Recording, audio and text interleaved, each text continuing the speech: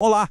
Vamos pensar um pouco em como as paisagens que a gente vê por aí foram criadas. Sabe, de uma rachadurazinha numa rocha até um cânion gigantesco, nada disso é por acaso. Tudo é resultado de forças poderosíssimas que estão agindo o tempo todo. Hoje a gente vai mergulhar na geomorfologia para entender direitinho como a Terra é esculpida.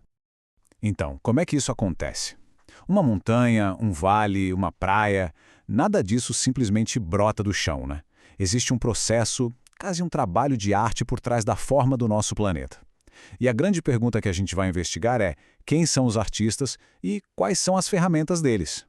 Para a gente entender essa arte, vamos imaginar a superfície da Terra como se fosse um grande bloco de argila. E ali, trabalhando sem parar, tem dois mestres escultores. Eles são forças que vêm de fora, agindo de fora para dentro, modelando o relevo que a gente vê. E o nome técnico para eles? Agentes exógenos.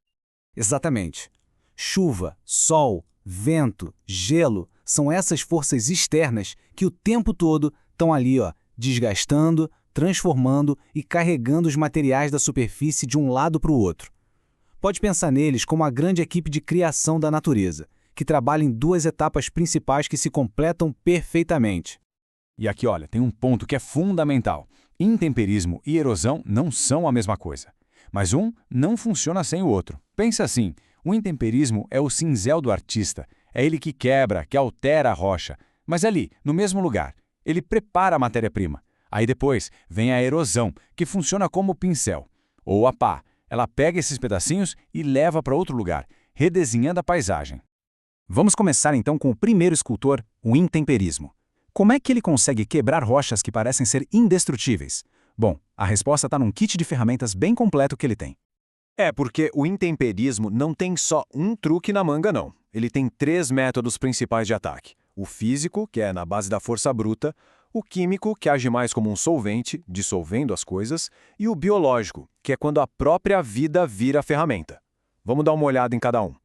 O intemperismo físico é tipo um martelo. Ele quebra a rocha em pedaços menores, mas sem mudar a química dela. Imagina a variação de temperatura num deserto. De dia, um calorão que faz a rocha dilatar, de noite, um frio que faz ela encolher. Esse estica e encolhe de todo dia, por milhares de anos, acaba criando rachaduras. O vento também faz isso, agindo como uma lixa, carregando areia que vai desgastando a superfície. É força bruta em ação.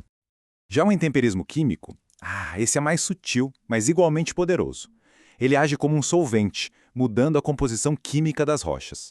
Em lugares quentes e úmidos, como aqui no Brasil, a água da chuva reage com os minerais e vai dissolvendo eles aos pouquinhos.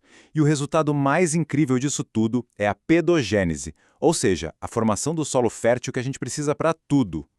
E claro, a própria vida também é uma escultora. O intemperismo biológico acontece quando as plantas e os animais entram em cena. A raiz de uma árvore crescendo numa fenda de rocha é o exemplo perfeito. Ela funciona como um pé de cabra vivo, que devagarzinho e com uma força tremenda vai arrebentando a rocha por dentro. Certo, o intemperismo foi lá, fez o trabalho sujo e quebrou tudo. E agora?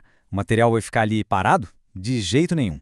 Agora entra em cena o nosso segundo escultor, a erosão, com o seu próprio kit de ferramentas, prontinho para transportar esse material todo e remodelar o mundo. A erosão usa 5 agentes principais, cada um com seu estilo único de esculpir. A gente tem a chuva, o vento, o mar, o gelo e os rios. Cada um deles deixa uma assinatura inconfundível na paisagem, criando formas que só eles seriam capazes de fazer. A força da chuva é uma coisa de louco. Começa no micro, com o tal do efeito splash. Sabe o que é isso? É o impacto de uma única gota de chuva que sozinha já consegue desagregar o solo. Agora, multiplica isso por uma tempestade numa encosta sem vegetação. O resultado pode ser desastroso, os deslizamentos de terra. O vento, por sua vez, é um artista com a paciência de outro mundo. Por milhares de anos, ele vai carregando partículas de areia que funcionam como um jato de lixamento natural, esculpindo as rochas em formas que desafiam a imaginação. Um belo exemplo são as formações em taça, lá no Parque de Vila Velha, no Paraná. É uma verdadeira obra de arte da natureza. Já no litoral, o escultor é o mar. Aquela batida sem fim das ondas na base dos paredões rochosos vai cavando o terreno por baixo, pouco a pouco, até que a parte de cima, sem apoio, desmorona. É assim que nascem as falésias, aquelas muralhas naturais impressionantes que marcam a nossa costa. Em regiões mais frias, o gelo se transforma num agente de força colossal. Geleiras, que nada mais são do que rios de gelo, se movem lentamente, mas com um poder capaz de arrastar rochas do tamanho de casas e escavar vales inteiros. Eles deixam para trás aquele formato característico de U. Os fiordes da Noruega são um exemplo espetacular desse poder todo. E por fim, os rios, os grandes transportadores do planeta. Conforme a água corre, ela vai cavando o terreno, criando aquelas curvas sinuosas que a gente chama de meandros. Ao mesmo tempo, o rio carrega sedimentos que são depositados em outros lugares, construindo novas terras. Mas, quando a gente desmata as margens de um rio, por exemplo, pode causar o assoreamento, que é basicamente entupir o rio com terra. Bom, até agora a gente falou de processos naturais que levam milênios para acontecer. Só que, nos últimos séculos, uma nova força entrou nesse ateliê. Uma força que pegou todas as ferramentas da natureza e colocou em velocidade máxima. A ação humana. E este é talvez o ponto mais importante de todos. Nós não inventamos a erosão. O que a gente faz é remover as proteções naturais do planeta, como as florestas, e com isso a gente intensifica esses processos a um nível perigoso e muitas vezes insustentável. Nós funcionamos como um amplificador. Olha só essa reação em cadeia. Tudo começa com um desmatamento, que deixa o solo exposto. Sem a proteção das árvores e das raízes, a chuva forte lava os nutrientes da terra, um processo chamado lixiviação. Depois, a água começa a abrir pequenos sulcos, que crescem, se aprofundam e se transformam em vossorocas, que são feridas enormes e muitas vezes irreversíveis na paisagem. E a lista não para por aí. A mineração em larga escala, que explode rochas, as escavações gigantescas para construir cidades e estradas, e até a poluição do ar que causa chuva ácida, tudo isso acelera o desmonte da superfície terrestre numa escala e velocidade sem precedentes na história do planeta. Então, qual é a grande conclusão disso tudo? O que significa ser, hoje, a principal força de transformação do relevo terrestre? Significa que a nossa marca já deixou de ser só ecológica. Ela agora é geológica.